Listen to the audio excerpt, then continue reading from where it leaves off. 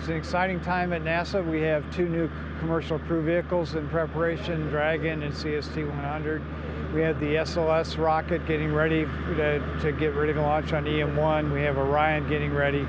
Just a tremendous amount of work coming together to really move human presence into the solar system. So we see Space Station, and Space Station is that first step in really getting ready to go into deep space.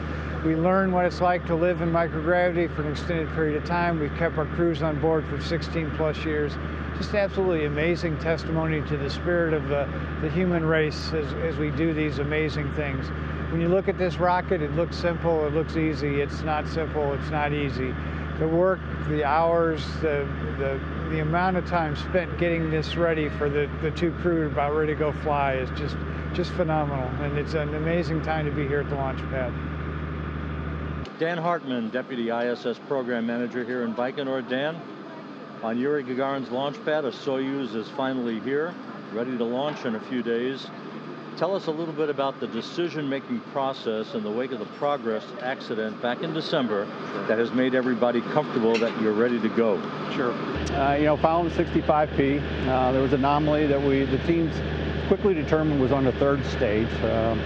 The Roscosmos formed a commission. We formed a NASA independent team as well. Looked at all the data that we had and very quickly determined the 3rd stage and most likely the turbo pump. And so we tried to understand the scenarios that led to that. Both teams got very comfortable in the end with what we should do to the upcoming engines and how to test those out prior to being installed for the next flight of both the Progress and a Soyuz. We successfully had a 66P engine performance on the 3rd stage. That went beautifully. We reviewed all that data, and then and that's the same batch of engines that'll fly on this Soyuz that you see behind us. We had several reviews, several exchanges of data with our Russian counterparts.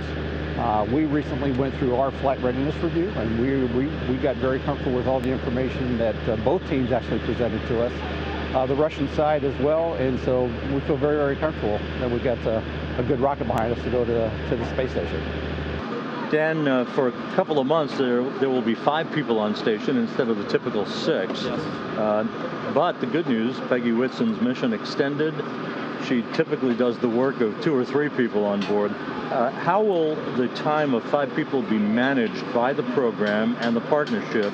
And tell us a little bit about the value of Whitson's extension down the stretch until September. Sure, and that was a great recent agreement that we reached with Roscosmos to, instead of Peggy returning on 49S in early June, she'll be returning with this crew, Fyodor and Jack, on 50S in September time period.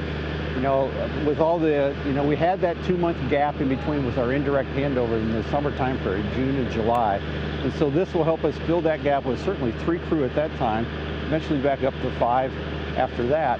But, we have such a frantic pace going on with research right now with the OA-7 launch coming up here tomorrow, and then we'll have a SpaceX 11 launch into May, early June.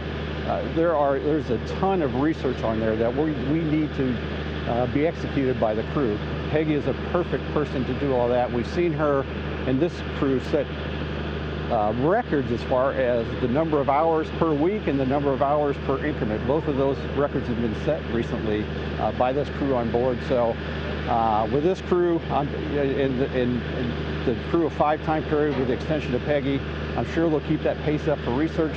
And then obviously when we're in that indirect handover period with a crew of 3, we have that backup EVA capability in case we get into a contingency scenario where we need to play that out. Chris Cassidy, NASA's chief astronaut here in Baikonur. Chris, Soyuz rocket behind you, ready for another journey to the International Space Station. Tell us a little bit about Jack Fischer's readiness to launch and how this 2-man crew will do the job of 3. Well, Jack's definitely ready. I mean, he's been with Fyodor. They've been training full time for quite some time for this very mission with 2 guys. And having spent some time with them in crew quarters these last couple days, I can tell you they are absolutely ready to go. And the training team it's been some unique challenges with a crew of 3. There's just a few jobs that that third crew member is responsible for, but they know when after the engine's cut off and they have to come up and kind of divide the tasks up. But they're ready to go and anxious to get going, and it's fun to see a first-time flyer at this stage in the game getting ready to go.